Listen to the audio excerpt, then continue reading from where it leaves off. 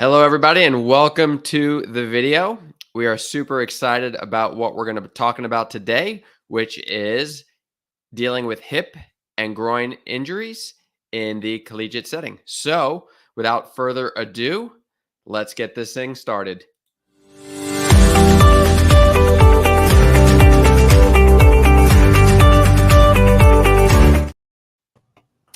So, I am super excited to be joined by Keelan Enisenki and Rick Joreitz and Steve Clarke, and this is the inaugural podcast for the AASPT. We are streaming live on YouTube right now, so if you do have questions throughout the presentation, please, type them in the chat, type them in the comment section there. We'll be sure to get to as many of those as we possibly can.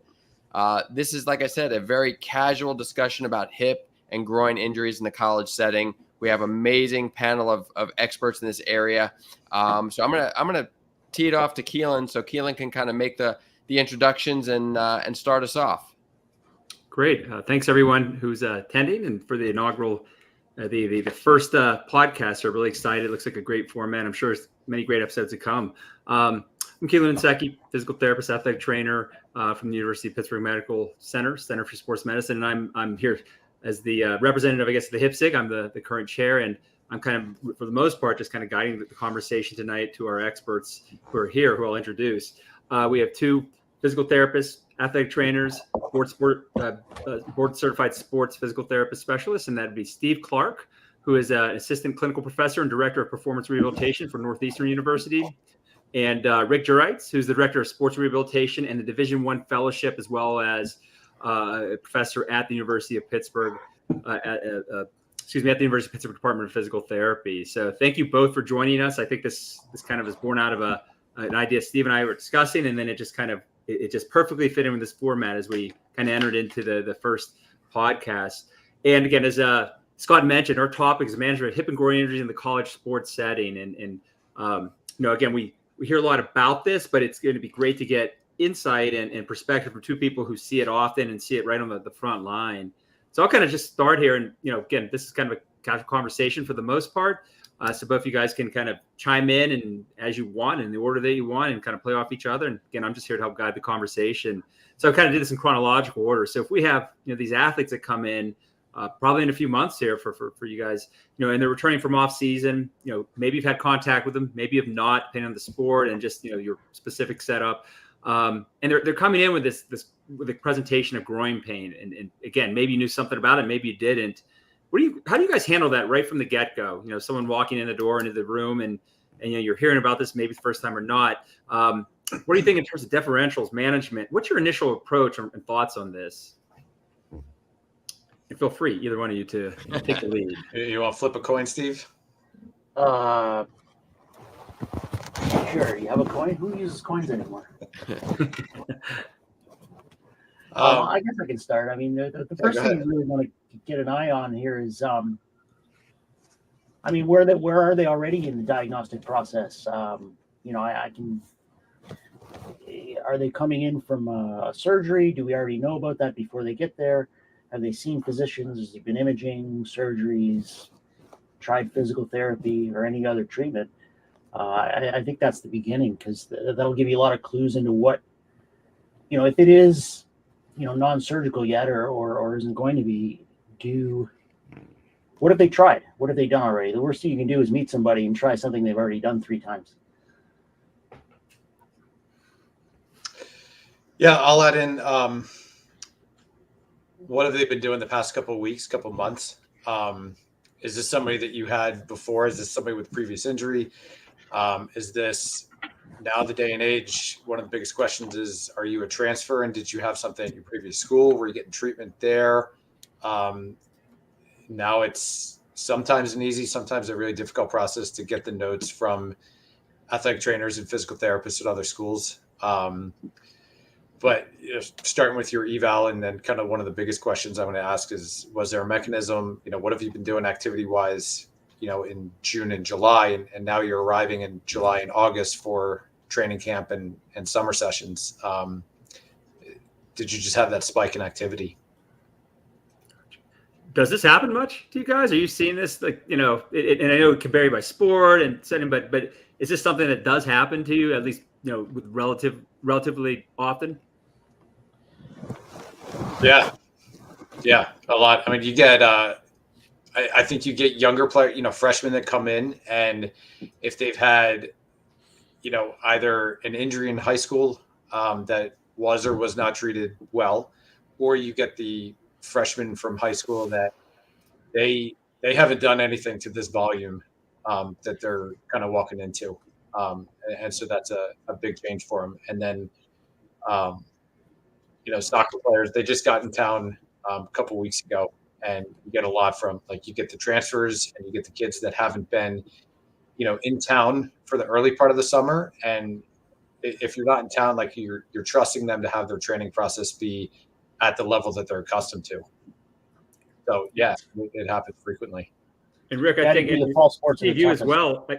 You guys are sometimes getting people from other countries in too, right? So I mean, I know with soccer and I think with hockey, right, Canada, but that could be an issue as well. I'd imagine that line of communication can be even more blurred or more challenging. Yeah.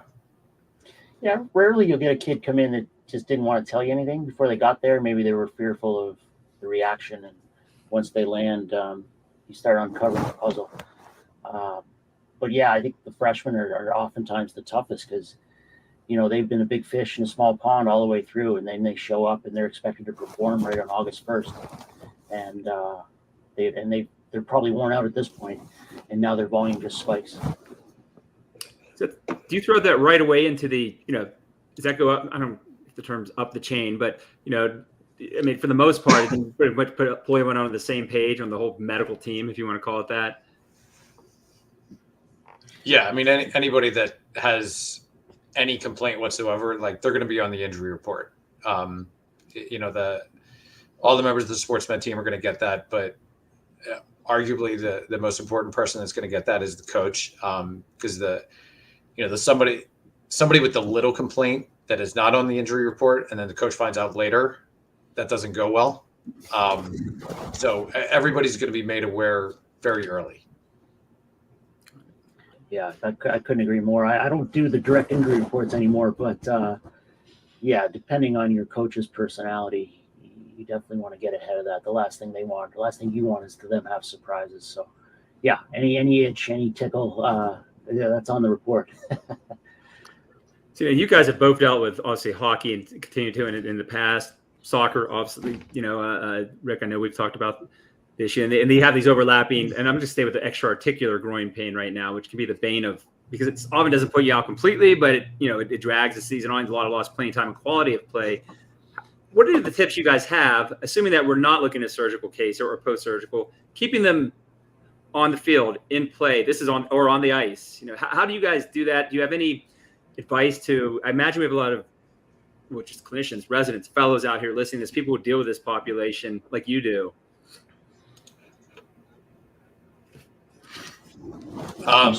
Can we pick the boring answer and say, address the impairments that we can modify? Makes sense. I was hoping you'd say that first, because right, like, I would love to have that like, oh, this is what you got to do, and you're going to be set. But I mean, especially the scenario you just described, like, they come in, what's their motion like, what's the strength like, what's flexibility like, and all those boring bullet points from semester 1 in PT school, like, you've got to start there. That's it. We just started 80 new students. I'm in the anatomy lab. Let's start there. Like, what is the anatomy? And then what is the physiology? And then what are the demands they're placing on it? And then address from there. I wish there was a sexy answer that I knew and no one else did, but that's not the way it is, right? You've got to, what's their abduction adduction ratio? What's their hip internal rotation? What's their posterior capsule of their hip look like? Do they have an anterior pelvic tilt? Does it get worse when they run or skate or what have you? These are sort of these are where you start with, because I don't know how many times you inherit an athlete from elsewhere, and our staff does a fantastic job at screening these right up front, even if there's nothing wrong yet. But yeah, if you can start with those, oftentimes you can make big gains very quickly, which of course helps build the relationship and so on and so forth. Hey guys, I got a couple of questions. I'm going to jump in. I'm going to throw them on the screen here. Let you guys take a stab at them. So here's the first one from Connor. I know this may be more of a player's ATC they work with, but what are some of your tips to try and prevent these injuries in the first place? That's the first question. Yeah, I mean, the test is the rehab, and the rehab is the test to start with. I mean, we're gonna get that abduction ratio. We use a force frame to get baseline data.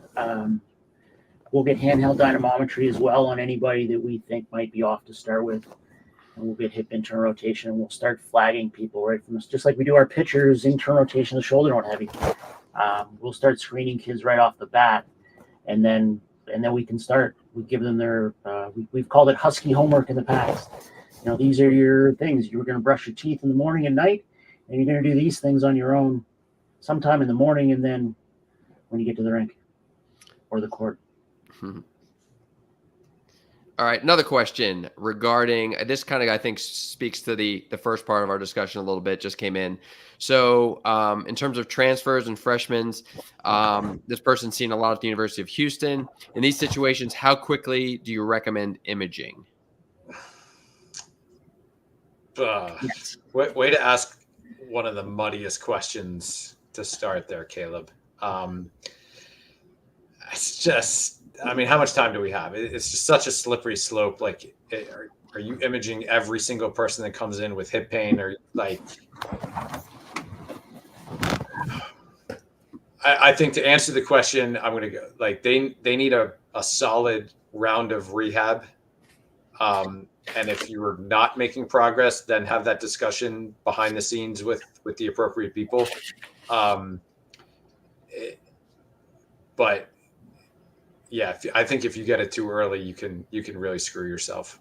Here's I'm going to piggyback off that, Rick, a little bit. So, you know, when you said a solid round of rehab, I think that is the red herring, the wild card in all this.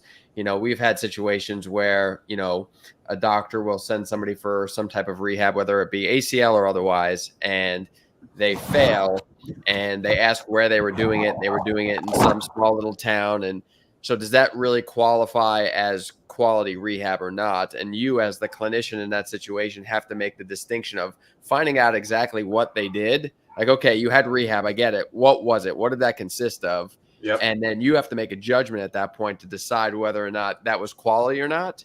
And then kind of say, okay, I will count that as your quality rehab. Now let's go ahead and get the imaging. Or, you know what? Why don't you stick with me for 3 or 4 weeks, give it a go, and maybe try something a little differently, or maybe even along the same lines, depending on how you want to handle it, and then kind of assess. Yeah, and how you worded that was great, because you can't. The last thing you want to do is throw a colleague under the bus, right? Mm-hmm. I don't care if it's another PT in small no man's land PT clinic, but you know, if you've got a collegiate athlete and the rehab consisted of like only 6-way hip, you know, 4 of which being straight leg raises, like I'm inclined to think like we could probably do a little bit better than that. You know, but I think you piggyback it with your exam. If, you know, you're still really weak, you're still really tight, you've got motion, you know, mobility issues, then I was like, all right, well, whether you have or did not have solid rehab, like I'd like to think I can improve something here, and then let's see where you're at. I next see Caleb's comment there, and Steve and Rick, you can both. I mean, if you throw a hockey player, you'll find some with imaging. There's no doubt about it. That'd be abnormal not to. So, you know, again, to your points, you know, the clinical situation has to justify it, I would think, because once it's out there, you know, once those readings are out there, they're out there, right? Mm-hmm. Yeah, I mean, you think I am not going to find several labral tears in offensive and defensive linemen? Mm-hmm. Yeah, Cam lesions, whatever, you know, or whatever you like, want. I can't practice. I have a labral tear. Like, well, yeah. I mean, I worked college hockey in the mid '90s, or the mid 2000s. Sorry, I'm not that old. Almost that old. In the mid 2000s, when hip labral tears were invented, and they started coming up with surgical options for treating them arthroscopically, and you know, I had kids come in. It was almost like the ulnar collateral ligament thing. Kids would come in and be like, "My hips hurt. I need the surgery now." And as the pendulum goes back and forth, right? Then everybody was going out to Vail and everything was getting done. And we learned through that maybe that's not the best approach, right? Maybe these kids, a good amount of them can play if we address the impairments around this. What is the saying that Andrews would say? If you want an excuse for surgery, MRI a picture shoulder. It's the same thing for hips. If you really want to go looking for something, or lumbar spine in anybody at this point. So yeah, don't ask the question if you don't want the answer. But I think oftentimes we'll sort of coach the athletes and let them drive to some degree, especially our higher end kids. And our athletic trainer, Mark, he runs their care with obviously our head team physician. I play an auxiliary role. But we'll chat here and there, and we'll oftentimes put it on the kids because they've got representatives at home. They've got parents that are pro hockey players, or they've got people, right? And we'll kind of throw in their lap and say, listen, the incidence of positive findings on an MRI of asymptomatic hip labral tears is 60, 80%, whatever it is. Same thing it is in the back and the shoulder and what have you. We could get the imaging, but it may not change our treatment plan, or maybe it will. Let's get the imaging, but we can't dwell on it. Like, let's say there's no there's no findings. Now you've got a kid that thinks there's nothing wrong with them, but they're in pain. Now, how often does that happen? But not with the hip anyway. But yeah, so we'll get those cases, but we'll let the kids kind of drive a little bit with their family support and say, listen, we don't need to get imaging right now, unless it's a running athlete and they fit the profile, maybe a stress fracture. Then we're going to get that imaging. But anyway, I'm ranting at this point. But yeah, we'll oftentimes let them drive and support them. And maybe the kid that's a little bit more on the hypochondriac side wants to get that quicker. And if we can coach them on what it really means early on, we win. Maybe that kid wants to tough it out an extra 6 weeks, and we're confident there isn't any big findings. We'll go from there. Scott, I can see Miranda ask a question, which is literally the next one on my list. If you want Perfect. to pop it up there. Let's pop it up here. Look at this function. This is great. So Miranda asks, can you offer some advice and or insights on the best ways to communicate with a coach regarding an athlete's injury plan of care? How do these discussions dictate or change the plan of care? Ooh. I just babbled on for a while, so don't let me talk for a minute or two, Rick. So you're going to hate this answer, but it depends on the coach. You're probably the safe answer is that you're keeping it brief, right?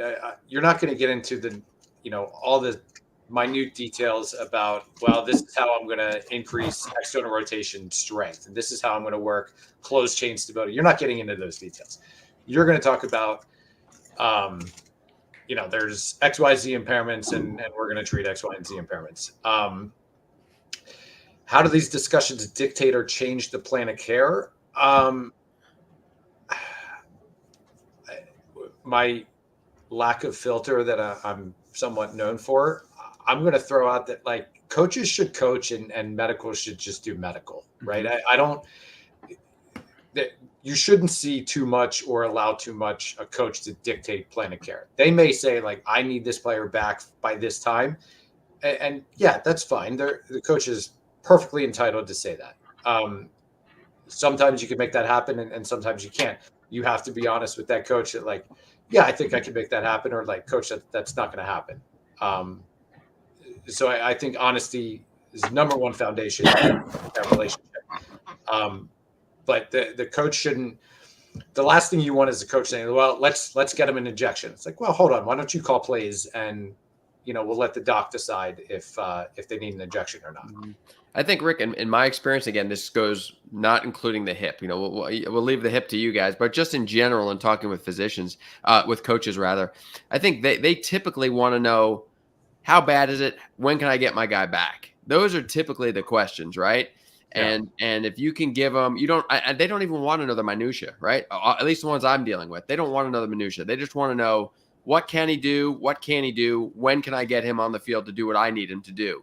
And I think if you have a good plan and say, hey, these are the things we need to do to get him from A to B to C to D, then they're okay with that. But if you as a clinician go in there and are a little bit wishy-washy, you're not really sure of what direction, you're not confident in how you discuss your plan with the coach, that's when problems arise. If you have a solid plan and you're very confident in that plan, and you talk through all the different iterations as to what can happen and what can change the plan, because the plan's obviously is a plan, but it doesn't mean it's not going to get derailed from time to time due to certain things.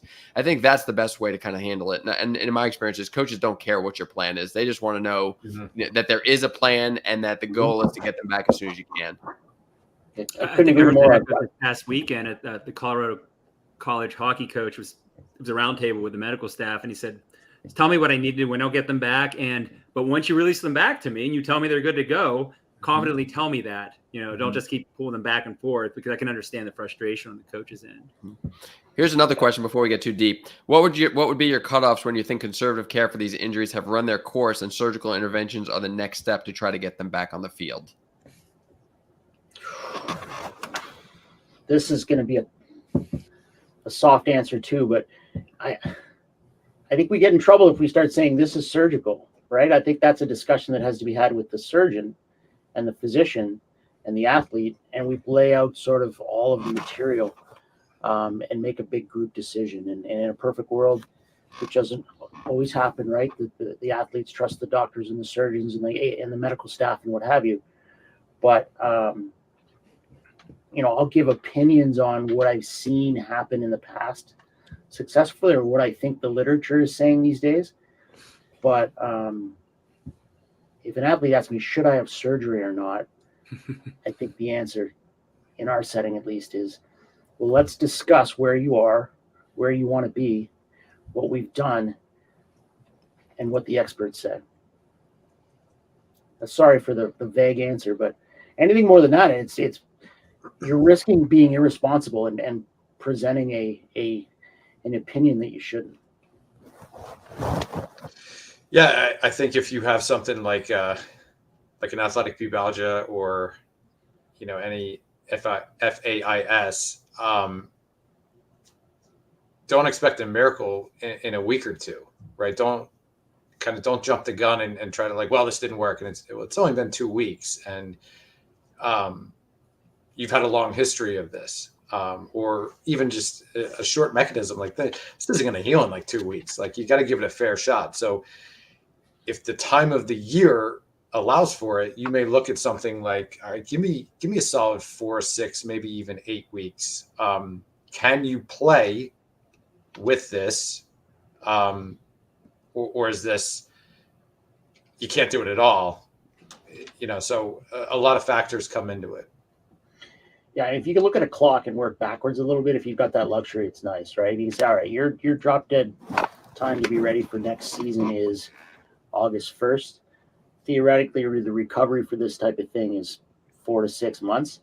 Where's our cutoff date? It's going to take 2 weeks to schedule surgery. When's our decision timeline?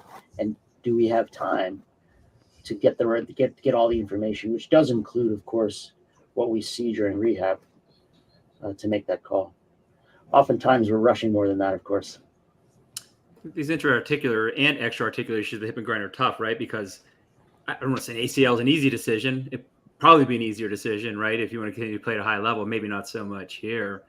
How do you guys, let's say you are doing well in rehab, right? And they're doing well in rehab and it's satisfactory and we're not going the surgical route, but how do you communicate with the strength and conditioning staff, right? You'd rather not, I don't know, maybe if through it, some of this might have happened through training to begin with, not maybe with your training staff, but, let's say off season, whatever that may be. But, if you're thinking along the lines of the current condition, keeping them going through the season, and also preventatively, what are your tips for, everyone who's listening to this and how you communicate with the staff? I know you guys are probably in a very integrated environment. Rick, I know you are for sure. That's not the case everywhere. And so that can be a delicate conversation. Yeah, it's a much harder discussion in the outpatient setting, because you don't know who they're working with. And I'm not ripping on high school or personal trainer or anybody. Some of those guys are fantastic, but you don't know who you're working with, right? I know exactly who I'm working with. I can walk over and talk to them in 30 seconds. And they're also going to be in the team's chat and the injury report and all of these things. So And then the longer you work with somebody, you almost don't have to tell them anything. Don't read me wrong on that, but you know the thing Almost. what you're doing. Yeah, almost. So, but we've got fantastic strength coaches who are very, very highly trained. And so we have a lot of trust in what they do. Maybe if they're like, hey, tell me 3 things I need to know about this athlete who has an adductor athletic pubalgia type presentation. I want to get them back into training. What do I avoid? What do I focus on? Is there anything that we can offer to those people? Maybe someone listening would say, well, at least I have starting points to discuss this, who may not be in a situation that's as optimal as what you guys are in. I say no lower body lifting for 6 weeks. No, I'm just kidding. Yeah, that's old school, right? I think you have a discussion with them and you bring them into it. Like, what do you see during lift? What are you seeing during force plate testing? What are you seeing during practices? And then get them involved in the conversation about kind of what they believe to be some of the impairments as well. And now they're part of the process. And you can both collaborate and take ownership. Yeah, 100% agree. I think you got to sit down and figure out, during the management, during the rehab process, how are they modified in the weight room? Squats are probably one of the low hanging fruits. The depth of the squat, the width. What are they doing for adductors in the weight room? What are they doing for core in the weight room? Are any of the exercises that are typically done as a group, are they symptomatic for the patient? If they are, okay, what's plan B? How are we individualizing the training session for that patient? And then when they're kind of finished, it's like, okay, what's our list? I like the phrase, what's the husky homework that they should do in the weight room? On all lower body days, you're going to do these 3 extra things because we got you here. We need to keep you here because if you drop back down, we're going to start this process all over again. And there'll be questions. Yeah, and it's our fault. And it's much harder for you, Rick, because you've got how many players are on a football roster now? 80? 120. Yeah, 120. All right. I just showed my football ignorance there. It's been a few years, but yeah, I mean, that's hard. You've got that many kids in the weight room. I'm sure they divide up by positions. But. Right. I mean, it takes an army, and so kind of everybody's part of it, which makes it's the only way it works, right? Mm-hmm. Do either of you have any input into, because that's often it's a sports performance, it's sports science team, like the preseason, the metrics that you're getting, when you're gathering data preseason or in season, and continuously monitoring, how much input do you guys have in your institutions in collecting the metrics that you might think are important preventatively or may help decrease incidence of these types of injuries? I would say our strength staff, sports performance staff, they are open to it. They have their list of what they definitely want to collect and what they want to look at regularly. If I suggest something, I better have a good rationale for it, because I'm potentially adding work to their plate, which nobody alive wants somebody else to add more work to their plate, right? But if there's like, hey, we've seen a lot of, our soccer team saw a lot of adductor strains last year, way more than usual. Going back, what's been different? Should we do different testing, add something, delete something in the next year, and in the off season? That's the discussion to have. So I think it's like, if there's something new that comes out, it's evidence-based, yeah, bring it to the table. Yeah, I would say on one hand, I have no input. But then I realize we all get together and talk. And so our strength staff and our athletic training staff, sports medicine staff report up through our director of sports performance, who reports up to our head team physician. And so it's all the same group, and we're all in the same meetings. And so It's yeah. You can bring an idea. If you want to change something, you have a reason for it. Simple as that. Maybe in this day and age, sometimes you're getting so many, it's just a matter of you helping guide which are most important. They're probably already being gathered half the time, right? It's just what's noise and what is most important to these specific injuries. Right. And then, of course, how well it's being collected and who's collecting it, I think, Right.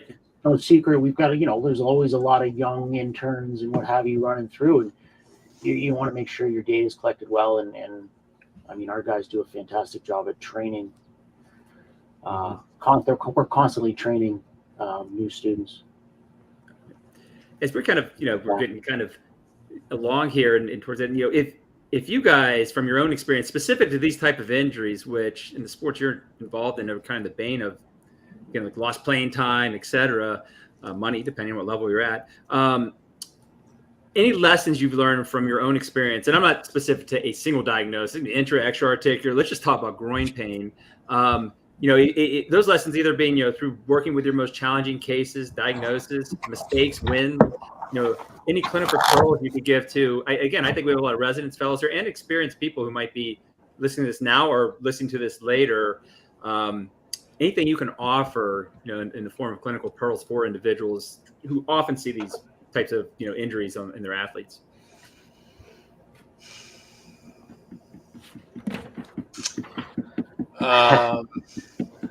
The KISS I'm with you, principle Rick. is always good.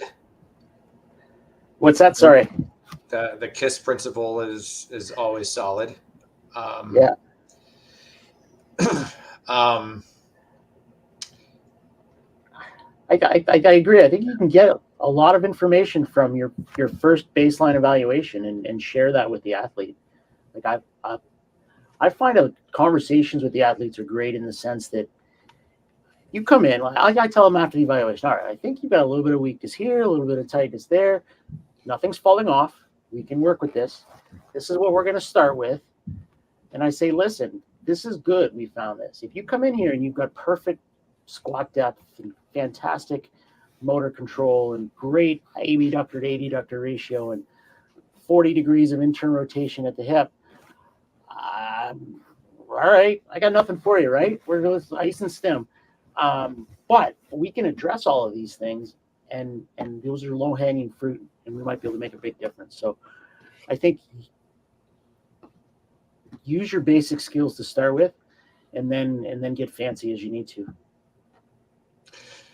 Yeah, I think it's kind of talking about it. I'm thinking, I think one of the biggest mistakes is you try to rush it. It's going to run its course, and everybody's different. But if you're starting with the basics, you're starting with short and long lever isometrics, and they're symptomatic. They're not ready for, isotonics going to end range positions. They're not ready for sport specific. They're not ready to get off the table, right? They need to be able to build that foundation of the basics. And then how do you implement the basics in maybe functional positions? So I can do isometrics on a table, like a simple ball squeeze, which is still really good for these early treatments for these injuries. But I can go into like a split squat or even a regular squat with a band. And now I need an iso hold pulling into adduction while you do a split squat or while you do a regular squat. Can you move while just isometrically contracting these adductors? How does that work? And then just adding just another layer of intensity in some capacity onto that exercise and just one step at a time. And if you try to get cute, you try to go like, all right, let's skip a step. It rarely works out. They're humans, right? They're all humans. You can't cheat human healing. Right? I spent a lot of time explaining that to athletes. Like, why can't I jump this? Well, you're still in the inflammatory phase here. So we got a long ways to go before we can get anywhere else. I have a question. So you guys both obviously treat more than just hips, right? But obviously hips is something that's near and dear to your heart and you love doing. So for me, my question to you is probably like a double-sided question, or it's almost like a question you probably don't want to answer, but I'm going to ask it anyway. How does treating the hip differ from treating any other body part in your hands, in your eyes, as say hip specialist? What would you say would be the difference in terms of your approach, if any, to how you go about dealing with hip pathology and treatment versus a knee, an ankle, a back, a shoulder? Is there any difference? I can tell you one thing that I hate is that I could start you from the beginning. I could treat it like I feel really good about it. And then I feel really good to get you to the point where we get you on the field or get you on the ice and we're going to start opening up, literally and figuratively, right? But when you make that kind of sideways turn, you open up, you rotate your hip, you push laterally. It hurts. It grabs. They don't have that I need to step this far. I can only step this far. I can't do that yet. I don't have an answer for you. And I hate that. Okay, this is where we are. We got to keep you here and then just slowly build out. That's probably the part of the process that I hate, because I don't have that this is problem. Well, here's kind of the direct, A to B dot connection that will let you do that, let you feel confident doing it. That's with hips is probably what I hate. That's the part of hip rehab that I hate the most. Yeah, I agree. It's kind of like, your knee surgeries. They come back. There's always that vague pain that doesn't make any sense. That's just there. Or the kid comes out of a walking boot and they've got this, their bottom of their foot hurts when they started doing stuff. And maybe it's because they haven't done that level of stuff in a while and their body's just reacting by sending, negative messaging. I agree. It's sometimes there isn't an answer other than let's step back one step, be successful at that step again, and then give it another try. So, you've mentioned this before. There's a psychosocial component of it that we probably don't even have time to really get into tonight. But that can't be. The evidence is leading us there, right? Along with all our other diagnoses, it's it's recognized now, which kind of leads probably to my last question for you guys. And let's go with the most predominant sports for hip and groin pain. If you look at the literature, let's say soccer and hockey, only because, well, you'll see why in the question. You have to choose one. You're going to take one athlete or other. Rick gets one, Steve gets one. One of you flips a coin that gets to choose first. Would you rather treat the symptomatic athletic pubalgia, let's say athletic pubalgia, adductor spectrum of pain conservatively, or do you want the symptomatic FAIS person conservatively, and why? If you get to dump one on the other guy, basically. Same personality. That's a wild question. I don't know. I'm going to go the adductor athletic pubalgia patient, because if that patient with impingement has bony changes, I've got nothing for you. I've got a lower ceiling, right? Yeah. And if I don't have the X-ray, if you're working through by then they probably have X-rays, but if you don't know that, you're wondering all right, why is this not getting any better? This, these tests are consistently causing pain, and then you get the X-ray, all right, you've got bony changes. There's without question a lower ceiling, which actually, now that I'm saying this out loud, could be the easier answer. It's well, you got bony changes, so this is as good as we're going to get. So get in the tubs, and that's going to be the best thing for you. But I was going to lean the other way only because, to be perfectly honest, I've seen more FAI hip labral tears, especially back when I was working hockey. I was talking to some of our guys in the athletic training room yesterday, and we honestly haven't seen a ton of this, formerly known as athletic pubalgia core injury. It pops up here and there, don't get me wrong, but not as much as the FAI. So I guess you guys I agree with you completely. I can't change bone, so right. And that may be a credit to we're just more aware of hip issues now, and we know you can't ignore adductors and core and glutes. And they may be the most, as you mentioned, the most changeable thing that you have control over, and the strength and conditioning staff and everyone else conservatively has control over too. Mm-hmm. Awesome. Well, that's all I have for you guys. Thanks for sharing your experience. And Scott, I don't know if you have anything else that you want to. No, this was great. This is exactly what we had in mind. We wanted to make it as interactive with people watching as possible, and kind of get some clinical experts giving their point of view on different aspects of hip pathology, groin pathology. Obviously, there's so much to cover in this topic. We can be here all day, but to give the clinical pearls and to ask some pointed specific questions and get those pointed specific answers was exactly what we want. And there's a lot more information that those that are interested in hip pathology and learning more about the hip can attain from heading over to the Academy's website, www.thesportspt.org. Becoming a member has a lot of benefits. We're going to be doing some journal clubs in the next couple of weeks. We're going to do a journal club a month. We're going to do a webinar a month. We're going to do these podcasts every single month as well, with different topics. So if there's a topic you're interested in, by all means, reach out. Keep your eye on the website. All of that is going to be posted on the calendar. I personally want to thank Steve and Rick and Keelan for giving their time and literally being the guinea pigs on this endeavor. But it's a lot of fun, and we have a lot of fun future ideas planned for everybody. And you guys have a great night, and thanks very much. Thank you, Scott and Keelan and Rick. This is a great platform. Thanks, guys. It was great.